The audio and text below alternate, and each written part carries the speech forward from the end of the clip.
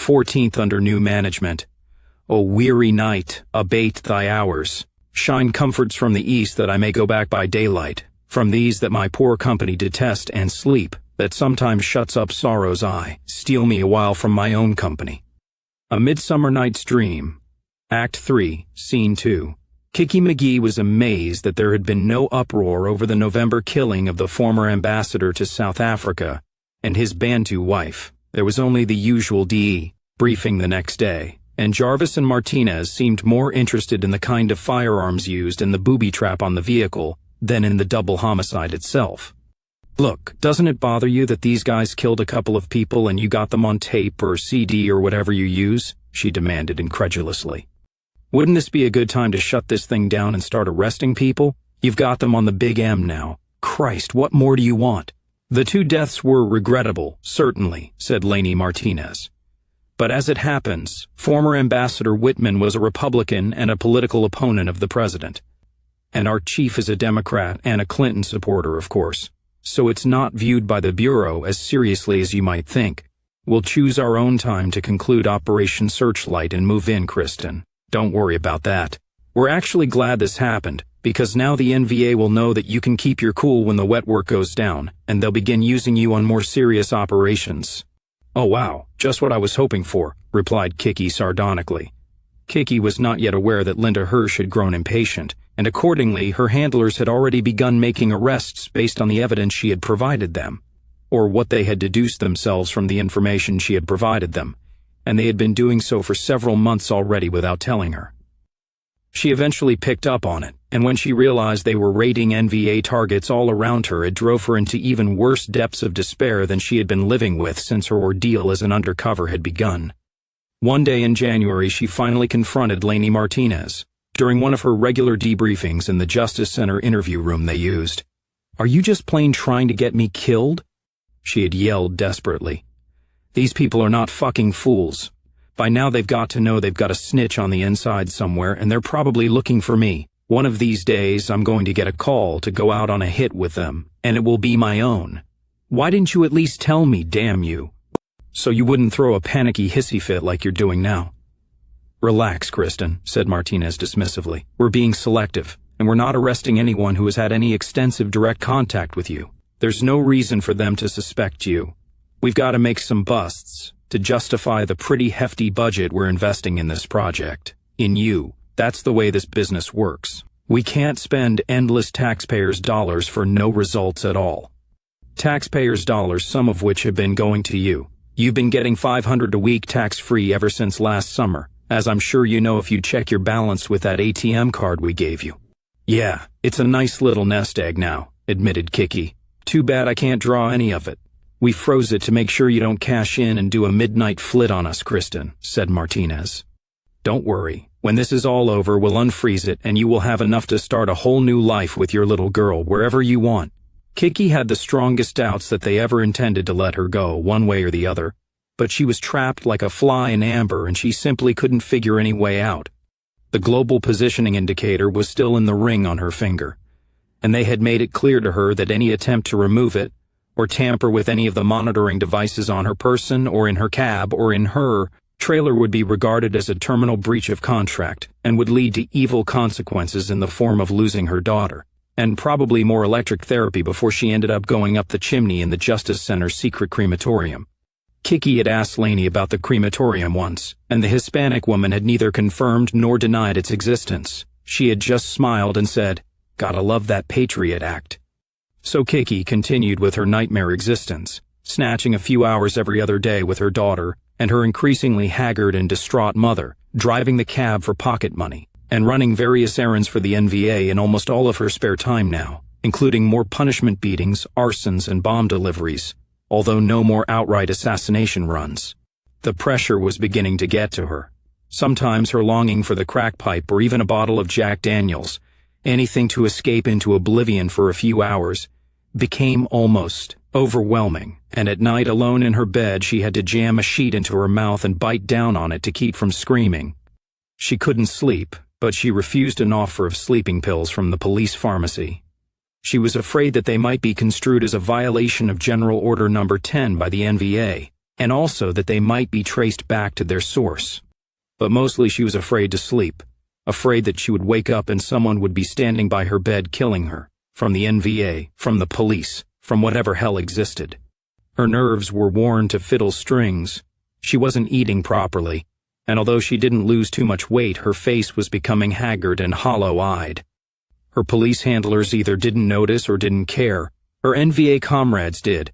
Jimmy Wingo was riding with her one day on a supply run, and after they left several suitcases and cardboard boxes in the garage of an apparently unoccupied suburban house on the way back into town, he asked her in a concerned tone, "Look, Kicky, how are you holding up? You're looking a little strained lately." "I am," she admitted. "I'm not sleeping so good. I guess it is kind of getting to me." She was silent for a while, and somehow she knew she had to say something else. "It's my little girl. My mom's got her, you know I told you that, and, well, it takes a village has been nosing around. Mom was living in a trailer in Oregon City, and a couple of weeks ago some bitch from Child Protective Services shows up when she was out at work and Ellie was in daycare, and leaves a card in the door." "Christ," said Jimmy, genuinely concerned. "I hope she beat feet out of there with the kid fast." "Yeah, believe me, white people who live in trailers know that when CPS comes cruising, you don't wait for a second visit if you want to keep your babies," said Kicky. "If they show up again, they're going to want to know about me, where I am and what I'm doing. I talked with Mom on the phone and, well, I told her to take Ellie somewhere and not let me know where. She said she would, didn't argue. I think she knows what I'm doing, or knows it's something illegal anyway. But it's going to be a while before I see my baby again. And yes, it's a strain, and I've had trouble sleeping at night, and it's no fun and it's probably showing, but you and the guys don't have to worry about me." "We don't," Wingo assured her. "We've all got some ghastly loose ends like that floating around in our lives. You know, if there's anything I can do, you only have to come to me." "Thanks," she said. "Jimmy, can I ask you something?" She knew she was treading into dangerous waters here, and that having this conversation when she knew the cops were listening was in its own subtle way one of the worst things she had done yet to this man, but she couldn't resist. "How come you've never tried to hit on me? Is it because of, well, what I used to do for a living?" In a way, yeah, but not the kind of way you're probably thinking," said Wingo carefully. "Shit, how can I say this? Of course I'm interested. Any man who sees you is interested, and you know it. But if I ever made a move on you, there's always the chance you might think I was, making assumptions about you. It might have come across as disrespectful." "That make any sense?" "Yeah," she said with a smile. "Thanks, Jim." It was on the tip of her tongue to tell him disrespectful be damned. It had been a long, dry spell, and why not stop off at her place on the way back? But then she remembered what was in her earrings and what was in her trailer, and she cursed herself. "I must be losing it," she thought to herself. Now she was afraid he'd try to take it further. She knew she couldn't just leave it, though. Look, I really appreciate that. I have to be at work at 4. I mean today, but maybe sometime." "I got to be someplace too," said Wingo with a chuckle. "That's one trouble with revolutions. They're not a singles bar. Romanticized bullshit aside, there's not really much time for recreation. Everybody's always got to be somewhere urgent, and it's kind of hard to fit hooking up into the schedule. If the timing ever works out and it's right for both of us, we'll know when. I hope that happens someday, Kick." In her next debriefing session, Lainey took her to task. "You should have come on a lot stronger," she scolded. "I keep telling you, you need to make a play for some of these racist oafs and get them in the sack. No telling what you could pick up through pillow talk. That's what female spies have always done. Jesus, it's not like you're Anne of Green Gables or anything." "I'm a different kind of whore now," Kicky snapped back at her. Soon afterwards, Kicky's world went to hell. Big time. It began at one of the weekly interdepartmental conferences in the Justice Center between the Portland Police Bureau, the FBI, the Department of Homeland Security, the Secret Service, the Batfay, and half a dozen other agencies and organizations responsible for fighting domestic terrorism in the Northwest. Ostensibly, the purpose of these conferences was to share information and to formulate and execute a combined and cohesive strategy in dealing with the NVA threat. In actual practice, they tended to degenerate into turf wars, petty digressions over inconsequential things, personality conflicts, mutual sniping and empire building, squabbling over money and resources, and general catfighting and feuding. The FBI regarded themselves as the prima donnas of law enforcement. They considered the DHS to be dweebs and political appointee hacks, the Batfay to be mindless thugs, and the Portland cops to be bumbling flatfeet of limited intelligence. The Portland cops regarded the feds of all departments as arrogant and narcissistic assholes. The DHS operatives were indeed political flacks, whose major job qualification was loyalty to the current administration, all of whom thought of themselves as James Bond, and the Batfay agents were sullen and hostile to everyone else at the table, feeling that they were being shoved aside. The government's lack of success against the volunteers was never any mystery to anyone who attended just one of these meetings. The simple fact was that the people governing the United States of America were all stunningly incompetent. Lately, though, Chief Linda Hirsch had been presiding at the head of the table wearing the self-satisfied expression of the cat who got the cream. Her people were showing results, killing and bringing in volunteers and weapons and NVA assets, while the mighty FBI were chasing their tails.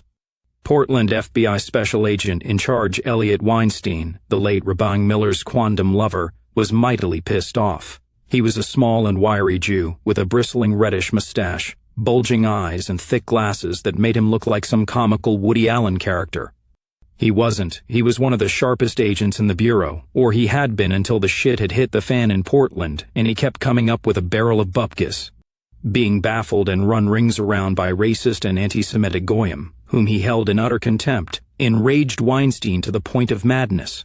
Like many male Jews, his interaction with the bossy, matriarchal, and often depraved women of his own race was problematical, and he had made a point of marrying a blonde Wellesley girl as a trophy wife.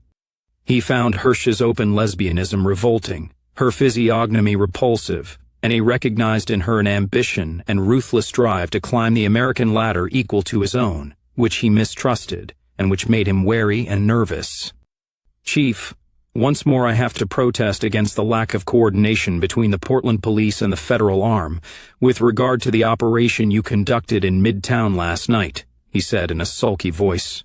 "You know that Homeland Security regulations require the presence of federal officers, preferably FBI, in any domestic terrorist operation.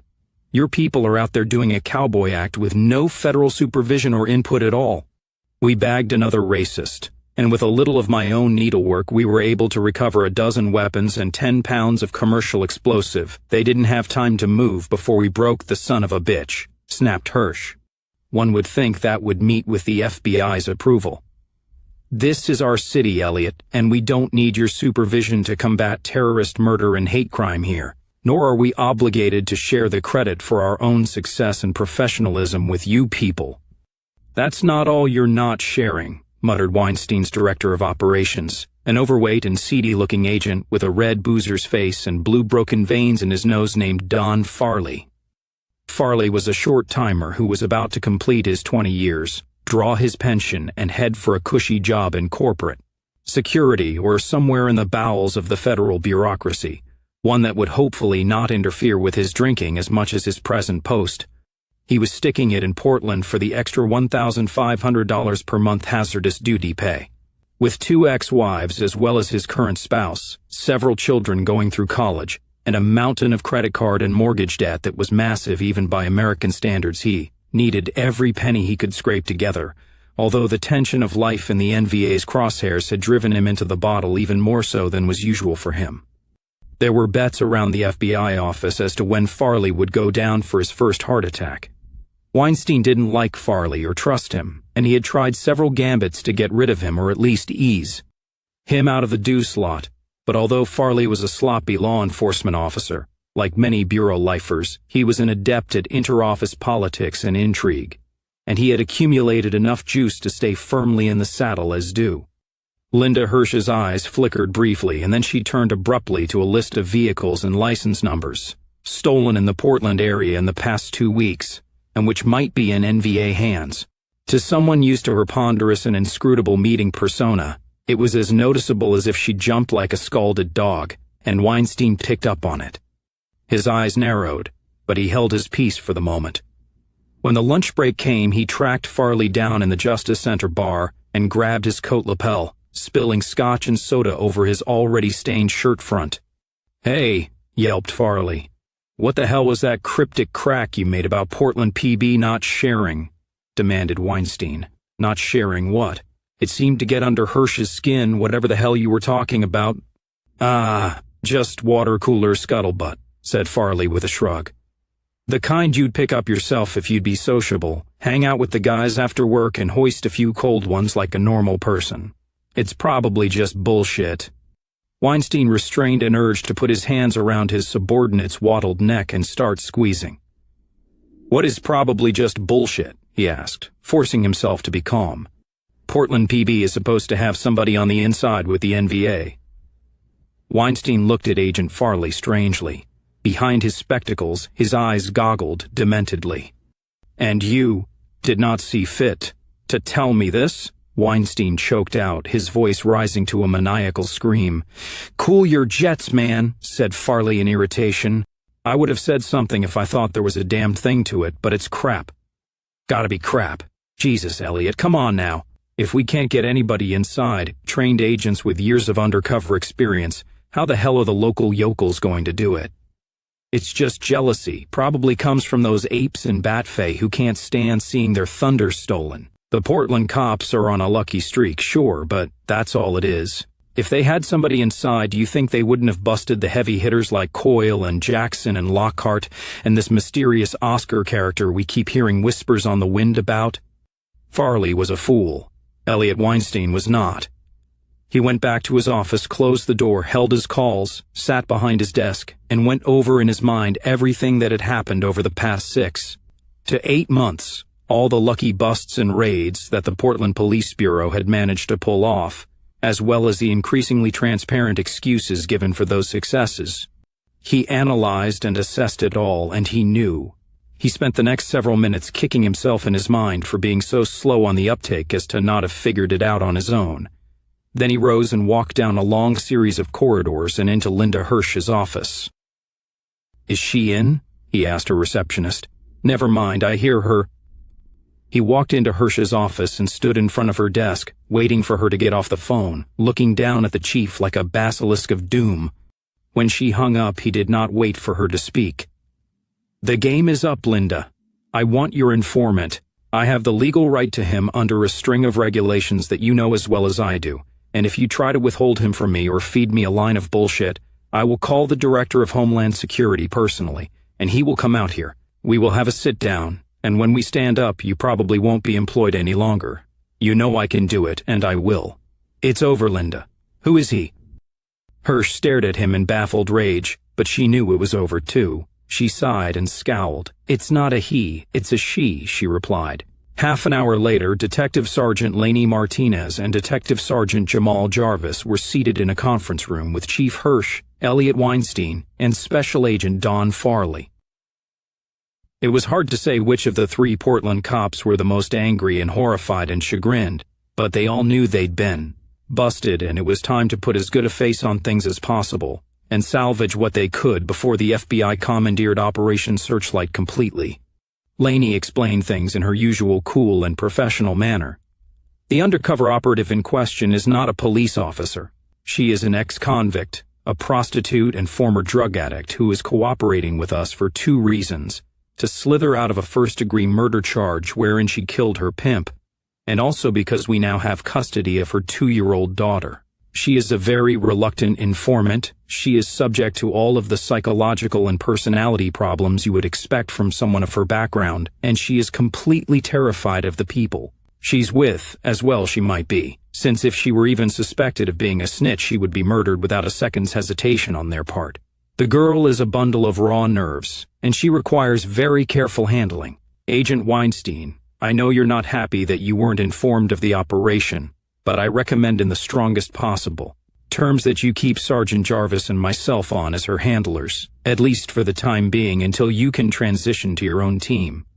She's used to us. The bitch is most scared shitless of the mommy and the monkey than she is of the goots, is what," contributed Jarvis. "Agreed," said Weinstein coolly. He didn't like keeping the Portland PB involved any longer than necessary. He wanted Kicky all for his own so bad he could taste it, but he knew that he needed to appear magnanimous in victory. On one condition: I want to see everything you've got, everything you're doing, and every scrap of intel that you've been able to gather through this woman.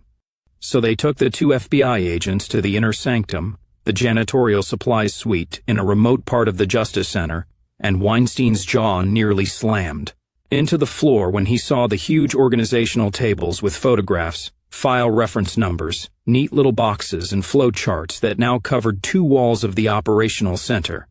The FBI doted on this kind of thing, and he was quietly frantic with stunned jealousy as he walked up to the charts and studied them.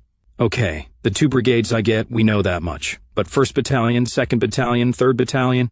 When the hell did they create battalions? Hatfield and those bandits down on the North Coast are now a whole separate battalion by themselves?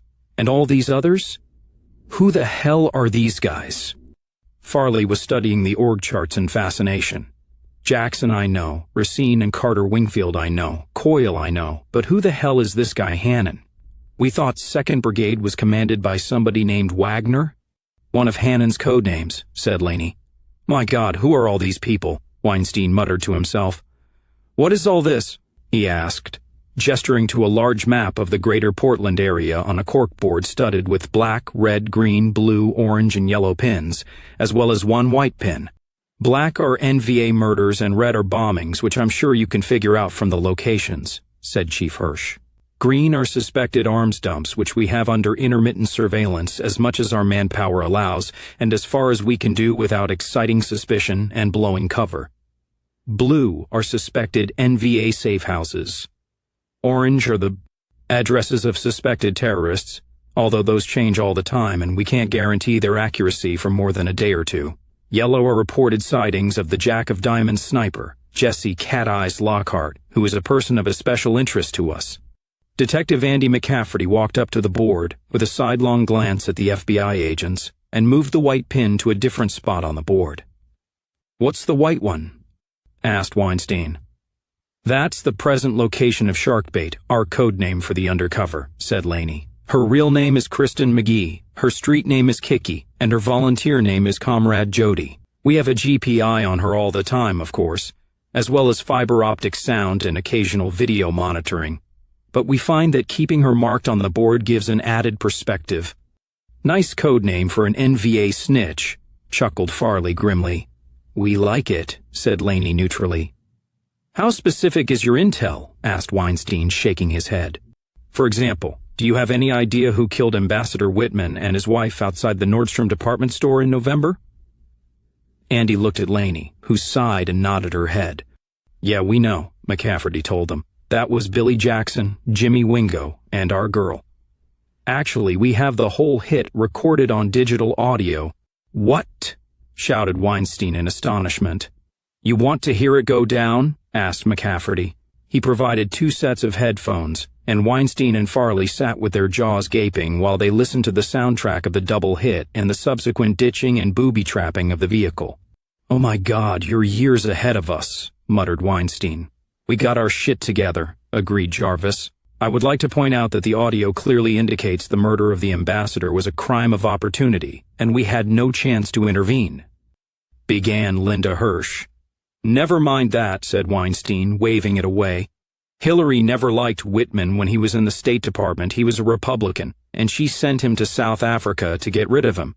He made waves about the occupation of Gaza, and frankly, I think if the NVA hadn't whacked him, Hillary might have done.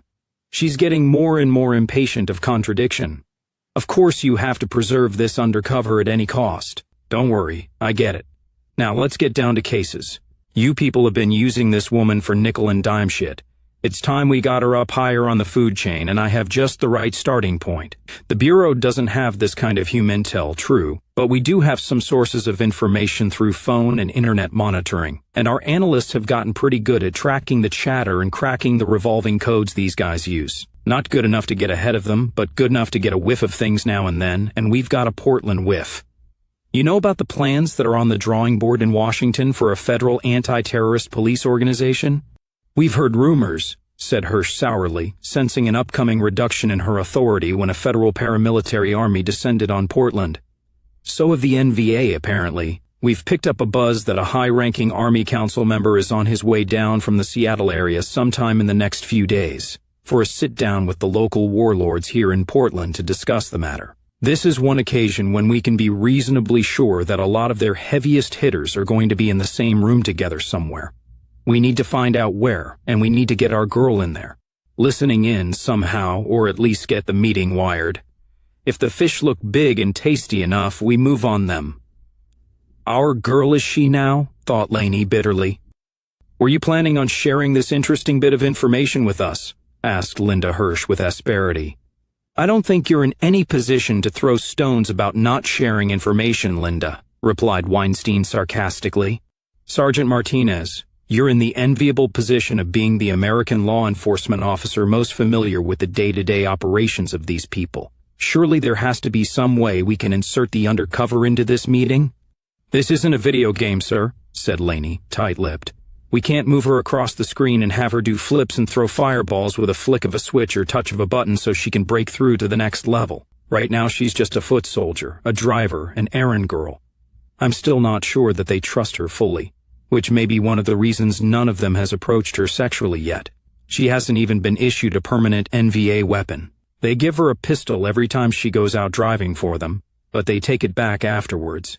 She goes where they tell her to and she does what they tell her to, and they're using her for more and more heavy stuff now, like bombing runs. But it's not like she can walk up to Jackson or Wingo and volunteer to show the Army Council guy the sights around Portland. All we can hope for is that she somehow gets involved in the normal course of NVA events. Okay, tell you what, let's just start at the beginning and see what we've got, and where we can go with it, said Weinstein, literally rubbing his hands together in sheer delight at the prospect of hurting the hated anti-Semites, and at the same time salvaging his slipping reputation at the Justice Department in Washington. The first time that Kicky heard that she was under new management was when she came in via the usual circuitous route for what she thought was a routine debriefing several days later. And she walked into the conference room in the operations center to find a vulturine panel of people waiting for her, including Martinez, Jarvis, Weinstein, and Farley. Beside them sat a balding, hook-nosed man in a white lab coat, and when the door closed behind her, she found two large men dressed as hospital orderlies standing behind her, one black and one Mexican. "What the fuck?" she hissed. "Kristin, there's been a change in your situation," said Laney. "From now on, you're working for the federal government, although Sergeant Jarvis and I will still be participating in Operation Searchlight. One of the things we are going to be doing is updating your surveillance and tracking technology. This is Dr. Feldman. He will be performing a simple surgical procedure on you today." "The hell he will," shouted Kicky, but he did. The two men in white grabbed her by both arms, and she was forthwith dragged by force, kicking and screaming and cursing, into a nearby elevator and then down 2 floors to the police infirmary, which had been cleared of all unauthorized personnel. There she was manhandled onto a gurney and strapped down. By now Kicky was hysterical and fighting violently, but to no avail. She thought from the gurney that her masters had tired of her, and that she was about to be put to death by the standard American execution method of lethal injection. She cursed them wildly and spat and bit, until without a word Feldman turned on a canister of anesthetic gas and fitted the mask over her face, and she lost consciousness. To her surprise, she awakened less than half an hour later, and half an hour after that she was back in the conference room. Her upper left arm and her shoulder was starting to hurt as the local anesthetic wore off. "We're a bit worried that the NVA people you're spying on for us might notice that you always wear the same several sets of earrings, and you always wear the same ring containing your global positioning indicator," Weinstein explained smoothly. "We have accordingly inserted a subcutaneous microchip about the size of your thumbnail into the musculature of your arm, just below your armpit where the bandage is. You'll be able to have that off in a couple of hours, and the swelling should go down within a day or so. Just wear long-sleeved blouses or a jacket until then, and it won't be seen. This device is all plastic and silicone, so it won't trip any metal detectors if you have to go through one or anyone scans you, and it serves the same purpose as all that fancy jewelry you're wearing. It's got full audio capability. It can pick up a normal speaking voice up to 20 feet, and it's got a GPI so we will know your whereabouts at all times. It also has the advantage of not being removable, In case you get any ideas about taking off your ring and your earrings and bugging out on us." Kicky buried her face in her hands. Now her last emergency option of simple flight after she took off her tracking devices was gone. She listened with mounting horror as Weinstein explained what was wanted of her. She desperately tried to explain the facts of life to him. "Look, Mr. FBI, I don't know what these two have been telling you, but I am the lowest engine on the totem pole in the NVA. I'm not even officially a Northwest volunteer yet. At least I don't think I am. I'm still what they call an asset, a wannabe. The only way I have been able to avoid ending up lying dead in the woods with a plastic bag over my head is I do what I'm told, when I'm told to do it, and I do not ask questions. If I start probing and fishing and trying to find out about this guy you say is coming down from Seattle and this meeting you say is going down, that's going to set off every alarm bell in these guys' minds. I can't do what you're asking. How am I even supposed to explain the fact that I know about this stuff I'm trying to find out about? It's not like there's a rumor mill or grapevine in the Army. These people are as tight as clams about stuff like that. I've got a kind of semi-friendly relationship with Jimmy Wingo, yeah, but I don't think he's all that high up either. And other than Jackson, I don't even know any officers, except maybe that guy I saw in Jupiter's Den and later in Lenny Gillis's apartment, the one who was with Lockhart. "James McCann," said Laney. "Yeah, I think they call him Big Jim, but that's all I know about him. I don't even know what he does, never mind where he is. As for Billy Jackson, whenever I see him we exchange maybe a dozen words. I don't think the man knows what small talk is. How in God's name am I supposed to get this information out of these guys? They're the most suspicious people on earth. They have to be—" "We don't expect miracles, Kristin," said Laney soothingly. "Just keep your ears open, like you always do. But if you see an opening, we do expect you to be proactive and make use of it. Do you understand?" The rest of the afternoon was devoted to testing Kicky's new monitoring chip after the bandage was removed. Andy McCafferty smiled with approval as he took off his headphones. "Amazing," he said. "Better reception than we were getting before." "Now we have something else new for you," said Weinstein with an oily smile. He held out his palm. "Ew," said Kicky. "What the hell is that? A dead cockroach?" "That's what it's supposed to look like," said Weinstein. "We call it a bug, since it's a bug in every sense of the word. These little items have basically the same kind of microchip inside them as the one you're carrying in your arm, although without the GPI circuits they can be made even smaller. These are audio monitoring devices, Kicky. I will give you this one, and later some more. I want you to carry it somewhere in your purse or on your person. And if you are in a situation where it seems that something might be going down in your absence that we need to listen in on, I want you to plant it for us someplace inconspicuous, in a corner or on top of a cabinet or under a sink, anywhere else where a dead roach wouldn't seem out of place and won't attract notice. When you do, I want you to make some remark about cockroaches to whomever you're with. We'll be listening in and we'll know you planted the bug, and we'll activate it. Detective McCafferty, I'll give you the serial number and activation code for this particular piece of hardware. Ms. McGee, I understand that a low-ranking NVA gopher like yourself won't be invited to sit in while the big bosses have a powwow, but if you're deft enough in planting this for us, we can be there in spirit if not in the flesh. You realize that you are increasing my level of risk to the point where I will almost certainly be caught eventually," said Kicky bitterly.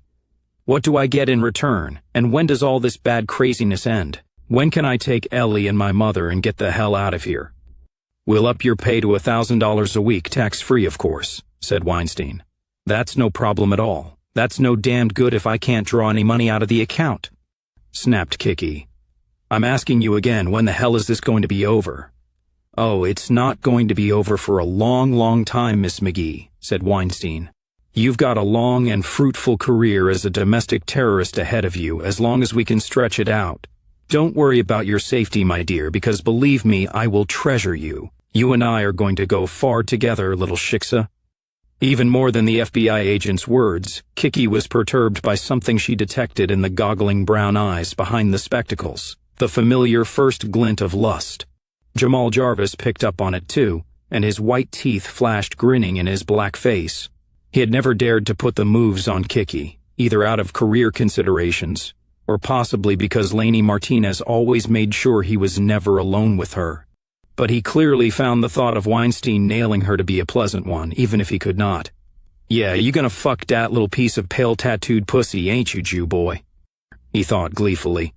As it happened, at that moment Kicky got a beep on her NVA phone. She answered it with the cops and FBI all watching her. "Yeah," she said. Wingo's voice on the other end said, "You still feeling sick?" "Yeah, I think I got that bug that's been going around," Kicky replied, staring at the mechanical cockroach in her hand. "Well, take it easy and try and get some rest. I'll see you at the Hong Kong Garden when you get well, and we'll grab some Chinese." He hung up. She looked up at them. "They want me to call in sick to my job at the cab company," she said. "They must have something special going on. They usually don't want me to break my routine. I'm supposed to meet them at a corner on Southeast 31st Street as soon as possible." "That's gotta be it," breathed Weinstein in triumph. "They want you for something in connection with this meeting. The Army Council man must be in Portland." The result of the night's subsequent activity was the bizarre and chaotic mess that Lieutenant Wayne Hill of 3rd Section was later to describe to Gary Bressler. Kicky was picked up in a battered Subaru Outback by Billy Jackson and Jimmy Wingo, who was driving. "Get in the back," Wingo told her. "Get him up," said Jackson as soon as she was in the car, and Kicky raised her arms as he ran a portable metal detector over her whole body.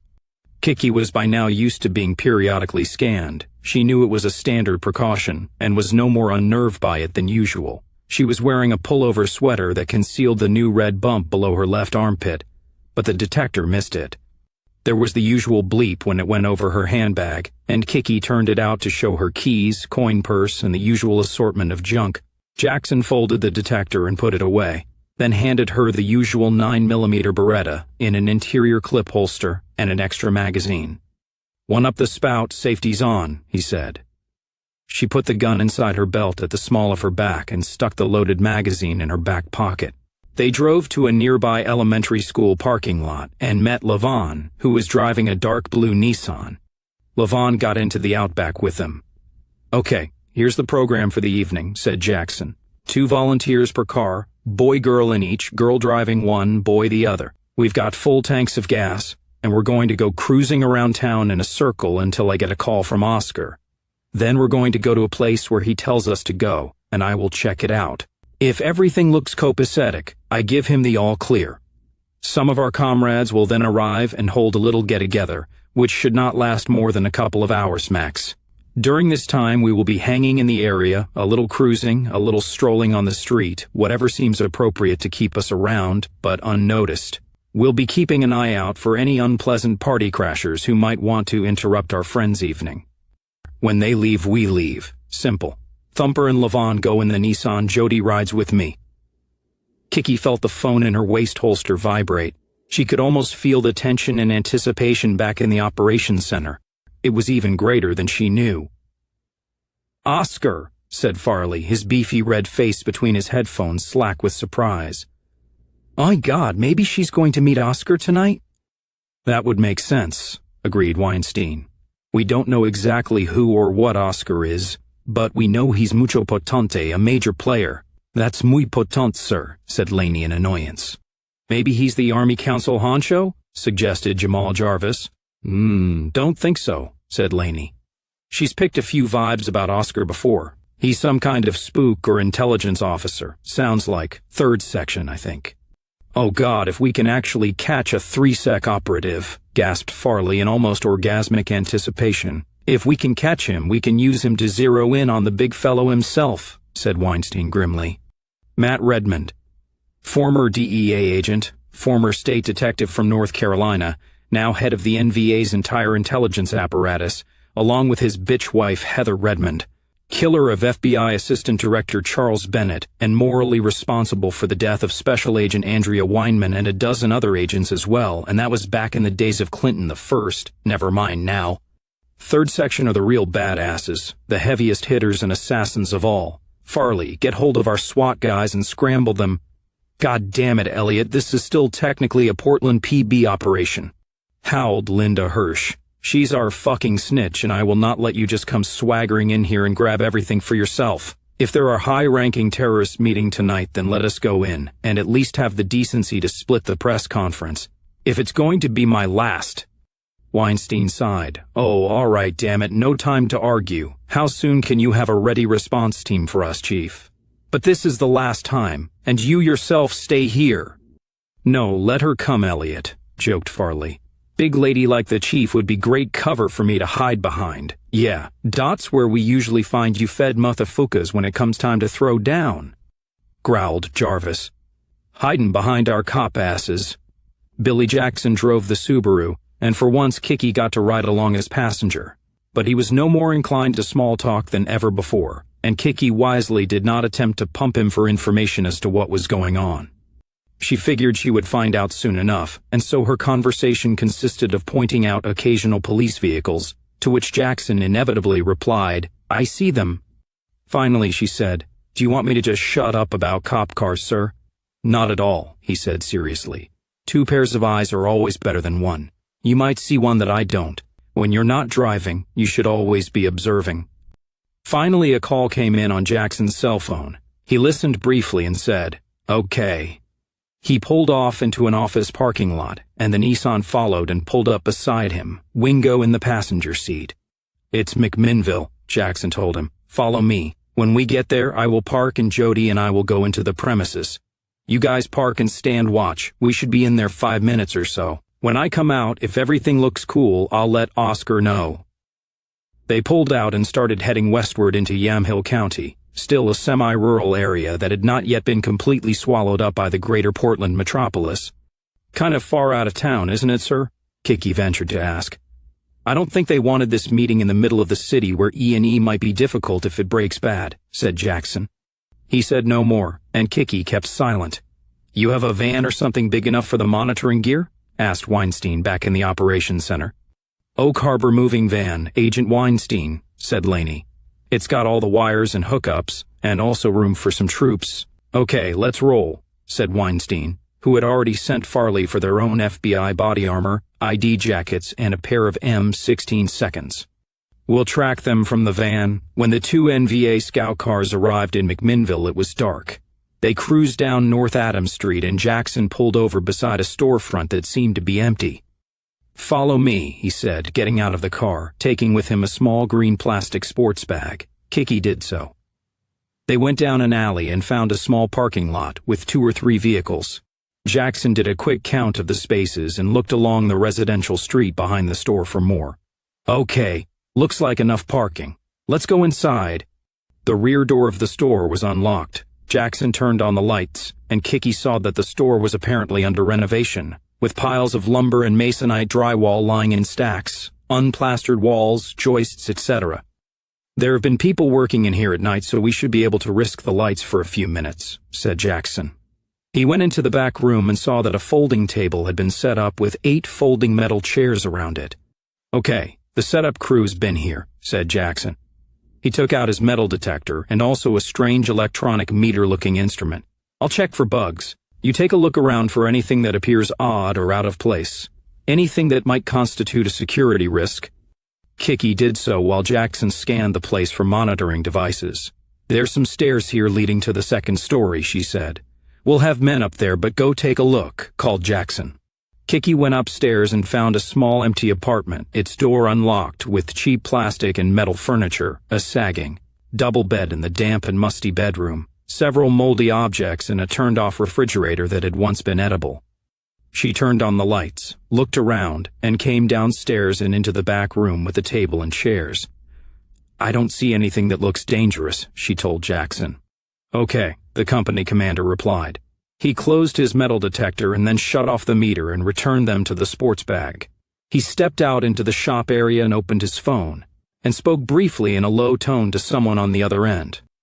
Kicky took the opportunity to pull the bug shaped like a roach out of a small sheet of rolled toilet paper in her purse and stick it up high on an exposed ceiling joist.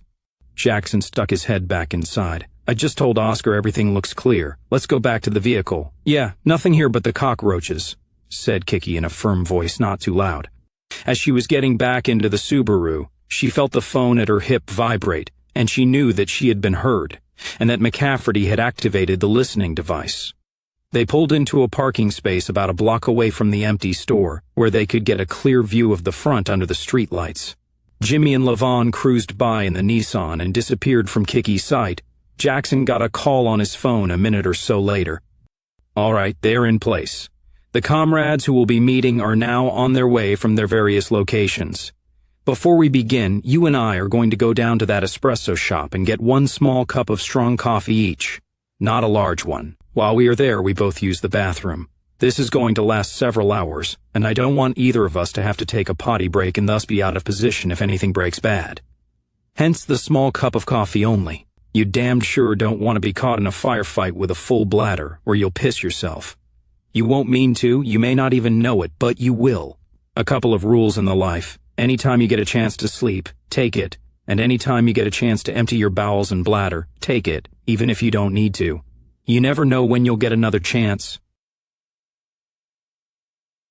They both left the car and walked down the street to the coffee shop. That guy's got to be an ex-cop who's done surveillance before, muttered Don Farley to himself in the van, listening in to Kicky's mic as they entered the McMinnville city limits. As it happened, Jimmy and Levon were availing themselves of a similar nature break at a gas station around the corner from where they were parked, and therefore neither party noticed the Oak Harbor van pull up and park a block away from where Jimmy and Levon were parked. When Jackson and Kicky got back to the Subaru with their small coffees and settled into the front seat, Billy said, "We'll stretch our legs every 20 minutes or so during the surveillance, pretend to window shop or something. Foot traffic along the sidewalk won't be too heavy on a weeknight. One more thing. If at any time we ourselves come under surveillance or we are challenged, and the situation looks like something we can talk our way out of without any shooting, we will have to pretend to be lovers, or possibly husband and wife, which is a standard and generally acceptable and explicable explanation for a man and a woman to be sitting together in a parked vehicle. It's one of the reasons we try and use boy-girl teams as much as possible. This entails a certain amount of play acting and deception, as you can guess. If it suddenly becomes necessary for me to take liberties, comrade, I apologize in advance, and I assure you that no disrespect is intended."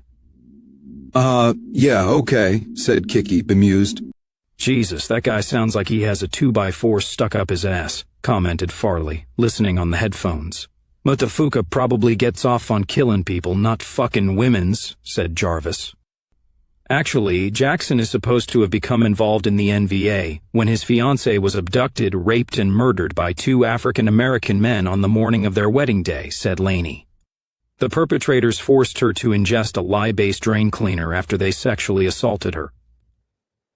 The DA refused to call it a hate crime because the accused weren't white males, although personally I think gender should have been factored in, even if it was a bit of a stretch. They pleaded out to man one and got 14 years apiece. Jackson seems to have become unhinged after that. I have no sympathy for the man. The system held up its end. He had his day in court, and his dissatisfaction with the verdict is no excuse for racist murder. Agent Weinstein, the rapid response team is ready and waiting about 6 blocks down. I told them to keep well clear of the area so we don't alarm anyone who shows up.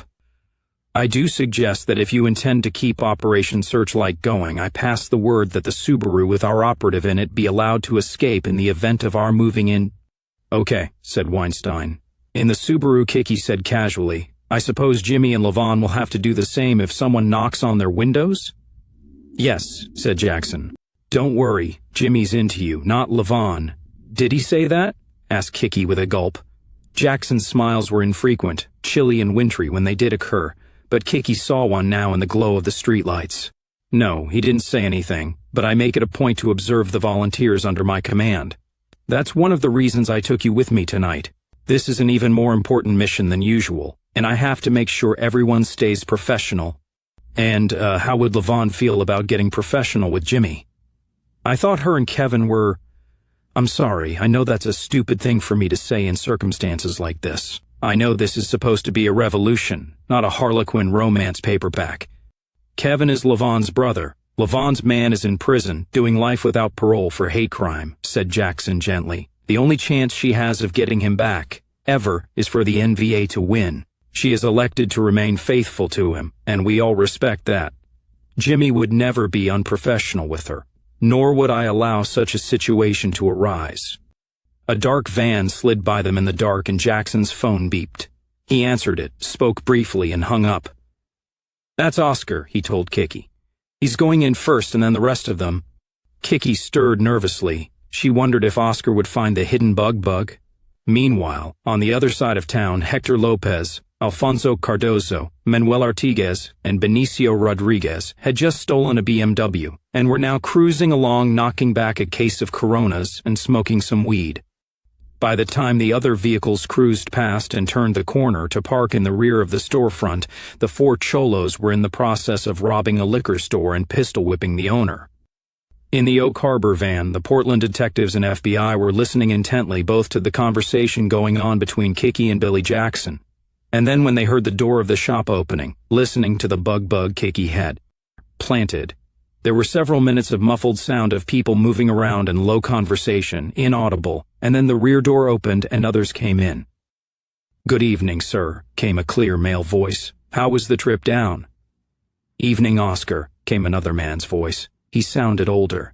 "Had to dodge some checkpoints coming into Vancouver, but Shane's a damned good driver. We the first to arrive?" "First and second Brigade commandants are on their way, sir," said the first voice. "Zach Hatfield may be a bit later since he has further to travel and we have word of some roadblocks he may have to get around." "My God, we can wipe out their whole Portland command structure in one blow and get Oscar at the same time," yelped Farley in excitement. "We can do better than that," breathed Weinstein, not daring to believe his luck. "I know that voice from old party internet broadcasts. We can match it with voice printing, but there's no need. I know who it is. That's Red Morehouse." "Holy mother of pearl, we're getting Red Morehouse on digital," said Andy McCafferty in shock and awe. "This is incredible. We're recording Red Morehouse on digital audio." "We'll do better than that. You'll be talking to him in person before the night's out, detective," said Weinstein. He turned to Laney. "Sergeant, let's forget about our usual turf wars, okay? Surely you can see that this is an unbelievable opportunity we can't pass up. Morehouse, 2 NVA brigade commanders, and the mysterious Oscar. We can cripple the bastards in Portland and maybe throughout Oregon with one blow. To keep the operation going, we'll let the Subaru escape if we can, even if it means losing Jackson. But you have to see that we can't let this slip by us." Laney nodded. She understood. She hadn't planned on it coming down this soon, but she was professional enough to know that Weinstein was right. She spoke into her headphone mic. "Ready, response team, alert. On your mark, guys. Wait for my order. We're going to drop the hammer on these racist bastards. Here and now, tonight. Roger dat, SA." Came the voice of the Mexican RRT commander. 10 blocks away, the stolen BMW containing the 4 gangbangers roared through a red light at 60 miles an hour, and a McMinnville PD patrol car saw them and gave chase, siren wailing and lights flashing. The cop called in the chase and other units began converging. Inside the storefront, Oscar was saying, "So this federal goon squad looks to be a sure thing, sir?" "Yes, rather like the black and tans in Ireland, and they'll be just as useless. Probably actually counterproductive from the enemy's viewpoint," said Morehouse. "My guess is that they'll be the absolute scum sweepings of every federal military and police agency, and they'll end up committing atrocities against the white population of the Northwest that will turn the people against the regime in D.C., as none of our propaganda ever could." "There seems to be some local police activity in the area, ma'am," spoke up a Portland detective who was monitoring the radio. "That's always been one way in which tyrants lose," chuckled Morehouse. "They become frustrated, and they turn loose goons to intimidate and oppress the local populace, and what the hell?" The listening cops heard the crash of a high-speed collision from both their listening devices and also on the street outside of them. A McMinnville police car had pulled into the intersection just past the storefront, and the drunken and doped-up Mexican gangbangers in the BMW plowed right into it. Several police cars with sirens screaming followed close on their heels. The police jumped out of their cars, the Mexicans staggered out of theirs, and everybody whipped out automatic pistols and started blasting at one another, bullets whizzing through the air like electrons. The events of the next few minutes were later accurately recounted to 2nd Bat XO Gary Bressler by Oscar. In the Subaru, Jackson stared at the carnage, started the engine, roared out of the parking place, hung a left around the corner, and pulled up behind the storefront just as the NVA party, weapons at the ready, were evacuating the building. Hill ran over to the Subaru. "What the hell?" he yelled. "I saw Mexicans out the window." "I think that's it, sir," Jackson shouted back. "Looks to me like a bunch of cholos breaking bad on the cops, but we need to beat feet." "I'll call you," Oscar replied, and then vanished into the darkness. Jimmy and Levon were also able to break contact with the scene, and the whole NVA party scattered into the night. The recriminations over the muffed operation lasted almost 2 weeks, and delayed the transfer of Operation Searchlight to federal control while Weinstein complained to his superiors in Washington, and Linda Hirsch used every ounce of influence at her command to retain control of Kicky and the whole project. By common consent, Kicky was kept out of this interagency turmoil. Both Portland cops and FBI had sense enough to maintain a united front to her. To her surprise, after one lengthy debriefing conducted jointly by Laney Martinez and Elliot Weinstein, she wasn't called in again for several weeks, during which she did several runs for the NVA, one involving a fatal bombing of a homosexual bookstore wherein she delivered the explosive device. And yet she was not subsequently interrogated about these tickles. Kicky wondered what was going on, but she dared not ask questions. She did notice when she checked her inaccessible bank balance with her ATM card that her pay had risen to $1,000 per week, for all the good it did her, so she assumed the FBI was winning the battle for possession of her. Then one morning in early April she got a call to meet Wingo, who picked her up and took her to a split-level suburban home in Milwaukee. Billy Jackson came in as she was sitting in the living room. "Comrade Jody, since you came in with the Army, we've been pretty impressed with your performance," he told her.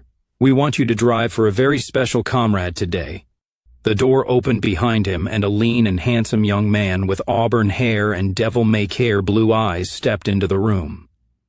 He was wearing a polo shirt and cradling a huge rifle with a telescopic sight under his arm. Kicky knew him before he stepped up to her and shook her hand. She had seen him before. "Comrade Jody, I've heard some good things about you from Jim and from your company commander here. I'm Jesse Lockhart. I was hoping you might give me a hand today." At her side, her cell phone vibrated.